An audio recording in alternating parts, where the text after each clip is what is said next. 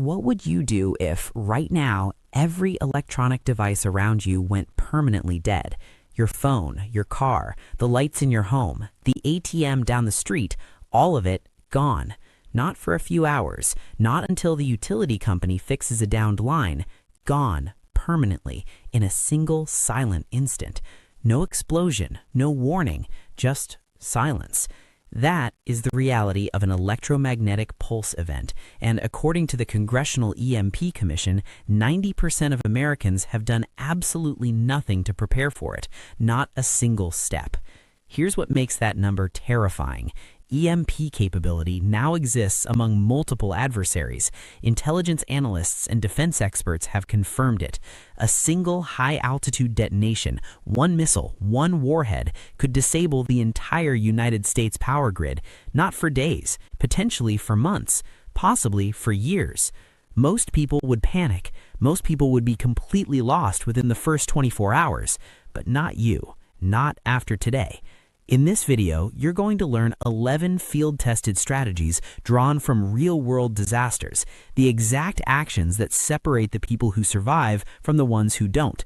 You'll learn how to secure water before your taps run dry, how to protect the devices that could save your life, how to keep your family safe when communication collapses, and how to build the kind of long-term resilience that carries you through weeks, months, or however long it takes.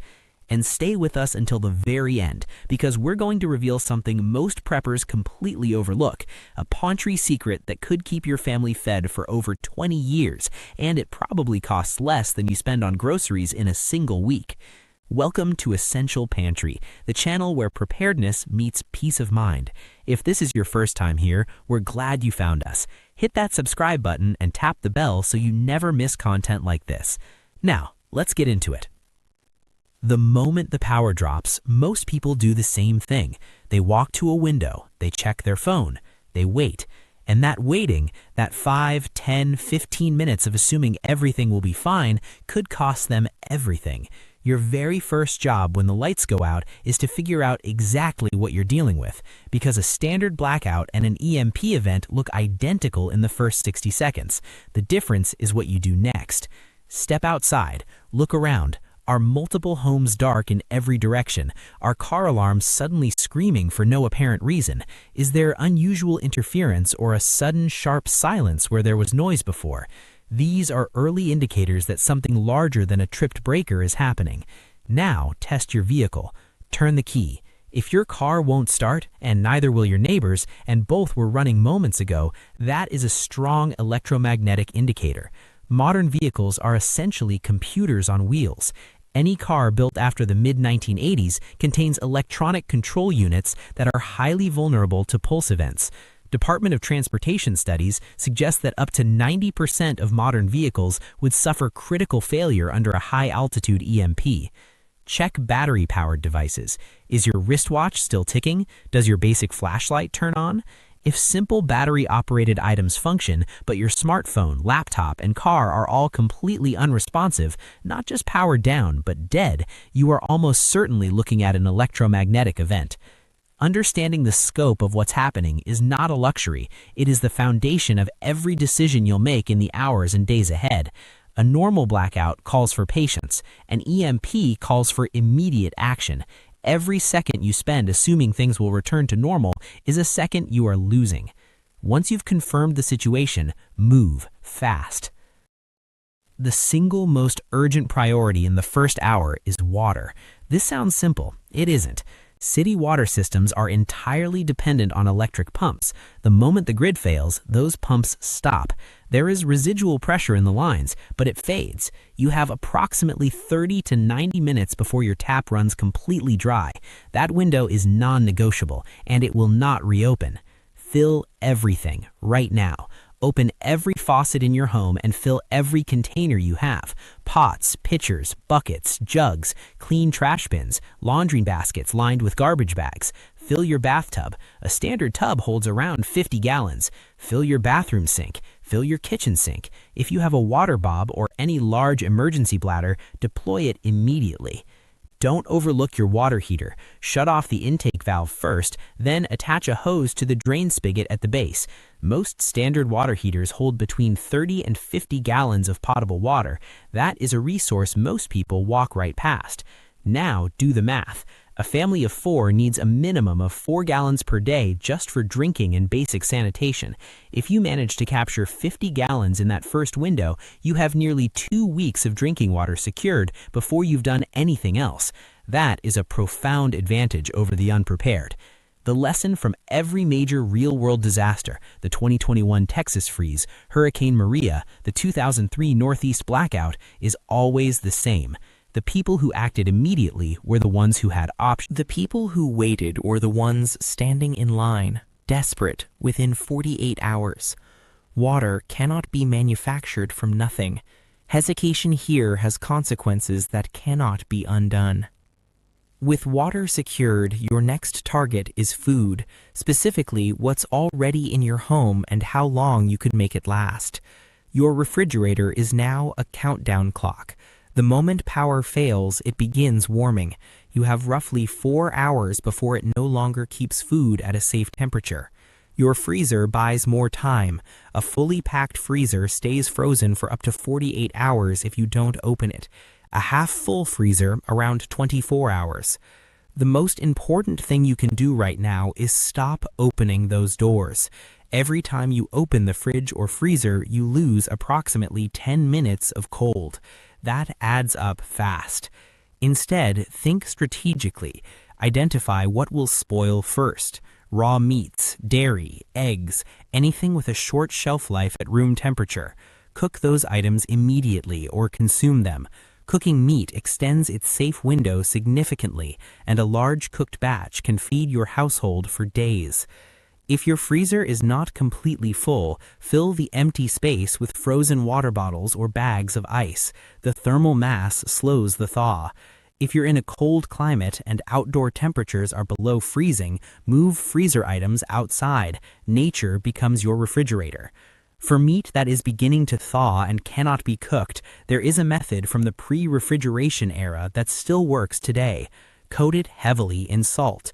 A thick salt crust draws moisture out and inhibits bacterial growth. It won't last indefinitely, but it can buy you days instead of hours, enough time to use it properly. Going forward, your relationship with food has to change. You are no longer eating for enjoyment. You are fueling a machine, your body, that needs to perform under stress. Dry goods and canned foods are your new foundation. Rice, beans, pasta, oats. They're calorie-dense, shelf-stable, and require minimal preparation. Segregate your perishables, consume them in order of urgency, and begin rationing the moment your initial triage is complete. When the grid goes down, so does every form of digital money. ATMs require power. Card readers require networks. Mobile payments require both. The moment the electricity stops, your bank balance becomes a number on a screen that you cannot access, cannot spend, and cannot do anything with. For the foreseeable future, and potentially for a very long time, physical cash and barter are the only economies that exist. Go through your home right now and gather every dollar you have. Your wallet, your emergency fund, coat pockets, junk drawers, old purses, forgotten birthday cards. Every bill matters, and small denominations matter most. In a crisis, nobody has change for a $100 bill. People will not break large bills at any price. Singles, fives, tens, these are the currency of survival transactions. Keep what you have discreet. Do not advertise your resources. Desperation changes people, and the moment your neighbors know you have cash, food, or supplies they don't, you become a target. Store your money safely, distribute it wisely, and spend only what you must. The story of Puerto Rico after Hurricane Maria is one of the most instructive real-world examples available. Digital infrastructure collapsed almost immediately. The people who had cash, even modest amounts, could buy what they needed. The people who didn't, couldn't. It is that simple, and it is that brutal. Your vehicle situation shapes every decision that follows. If your car is dead, and in an EMP event, most modern cars will be, you are staying where you are. There is no bugging out to a retreat property 50 miles away. There is no driving to check on relatives across town. Your world has just contracted to the distance your legs can carry you. If your vehicle still runs, older mechanical cars, pre-1980s trucks, old diesel engines with minimal electronics, protect it immediately. Disconnect both battery terminals to isolate the electronics from any residual pulse activity. Store it in a garage if possible.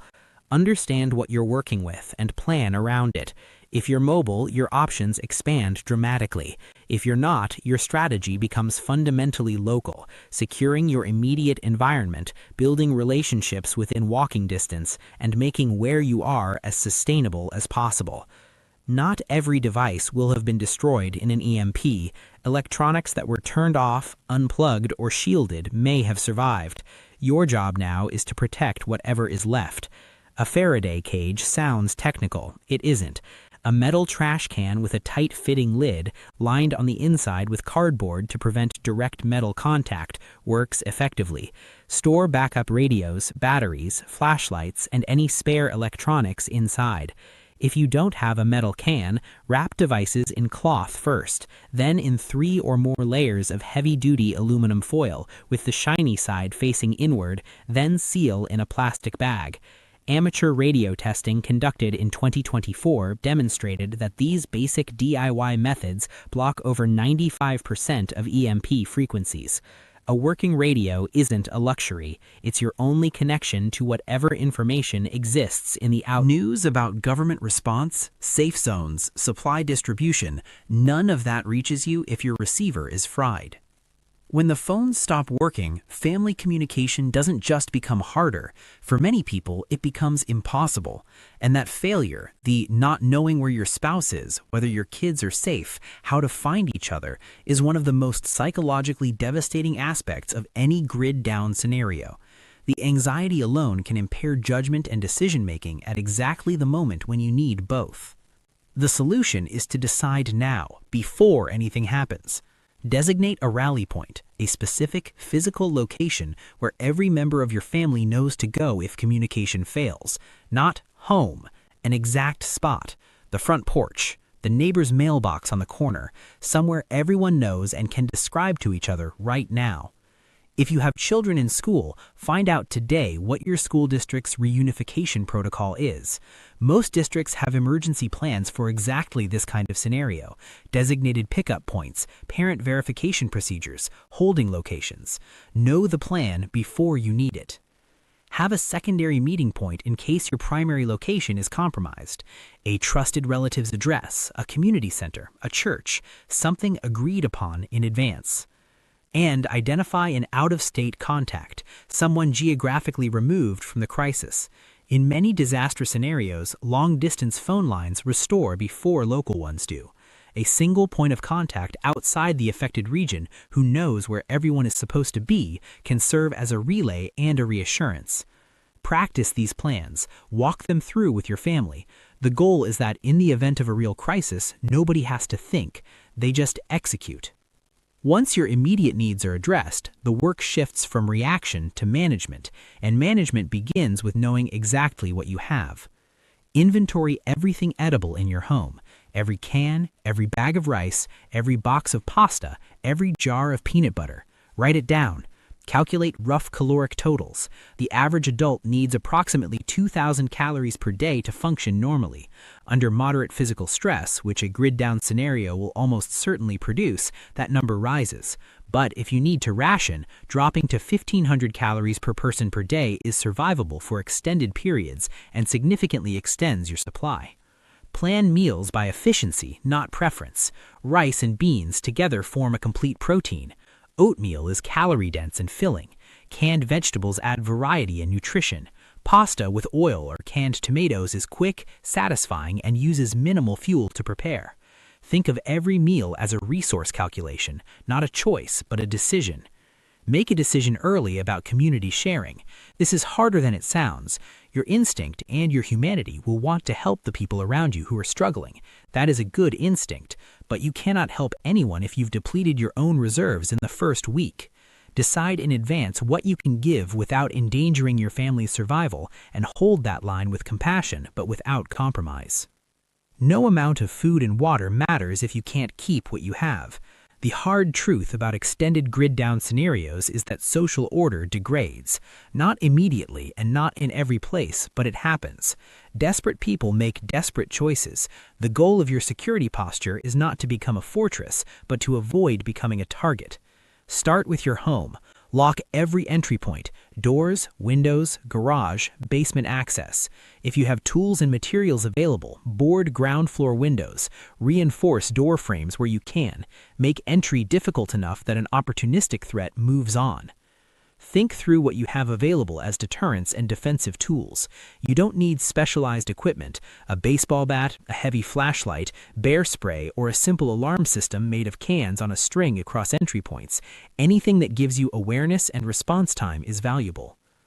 If you're part of a household group, establish a watch rotation: 4 hours on, 4 hours off. Keeps everyone rested without leaving the property unobserved. Exhaustion is one of the most dangerous conditions in a crisis. It degrades judgment, slows reaction time, and erodes morale. Rest is not a luxury, it is a tactical requirement. Practice what's sometimes called the gray man principle. Don't draw attention. Cook inside when possible to contain smells. Don't run generators loudly in the night. Don't visibly display resources. The goal is to look like everyone else: struggling, quiet, unremarkable. At the same time, resist the instinct to isolate completely. Your neighbors, if trustworthy, are one of your most powerful assets. A community that watches each other's backs is exponentially harder to threaten than a single household alone. Share what you can without compromising your survival. Establish mutual alert systems. Pool certain skills: someone who knows first aid, someone with mechanical knowledge, someone with farming experience. Build alliances carefully, but build them. Here is the piece of the conversation that most preparedness content skips entirely, and it may be the most important of all. If an EMP event causes the kind of widespread grid failure experts describe, it may not resolve in weeks. The realistic worst-case projection from the Congressional EMP Commission is a recovery timeline measured in years. That means the mindset of surviving until things go back to normal needs to be replaced with something harder and more honest: the mindset of building a new normal. Structure is what separates functioning communities from collapsing ones in prolonged crisis scenarios. Establish a daily routine: fixed waking times, fixed meal times, defined work periods, defined rest. Routine is not rigidity, it is psychological scaffolding. It gives the brain a framework when everything outside is uncertain. Survivors of prolonged sieges, extended imprisonment, and long-term disaster consistently report that maintaining structure was one of the primary factors in preserving mental health and group cohesion. Assign roles: water collection, cooking, security watch, information gathering, medical. Divide the responsibilities. Specialization creates efficiency and gives every person a sense of purpose and value. People who feel needed perform better under pressure. Set small, achievable daily goals. Reinforce a door. Set up a simple rainwater catchment system. Inventory your tool supply. Identify a nearby water source. Each completed task builds momentum and morale, two things that are just as critical to long-term survival as calories and clean water. And do not neglect the human parts of being human. Read, play games with your family, tell stories, make music if you can, maintain humor. These are not frivolous distractions. They are the practices that keep people psychologically intact under conditions designed to break them. Every historical account of prolonged survival under hardship, from World War II civilian populations to modern disaster zones, confirms the same thing. The communities that maintain culture, connection, and meaning are the ones that come out the other side. Before we close, there is one more thing worth saying. The probability of a catastrophic EMP event happening tomorrow is low. This is not a reason to dismiss it. It is a reason to prepare for it calmly, without fear, and with the recognition that every single skill and strategy covered in this video applies equally to hurricanes, ice storms, extended power outages, supply chain disruptions, and cyber attacks on critical infrastructure. Preparation is not paranoia. It is responsibility. It is the decision to be the person who stays calm when others panic, because you've already thought through what panic never gets around to. You don't need thousands of dollars. You don't need specialized military gear or a bunker in the mountains. You need honest assessment, a basic plan, and the willingness to take a few deliberate steps before the moment arrives. The people who fare best in every disaster ever recorded share one common trait. They acted before things got bad.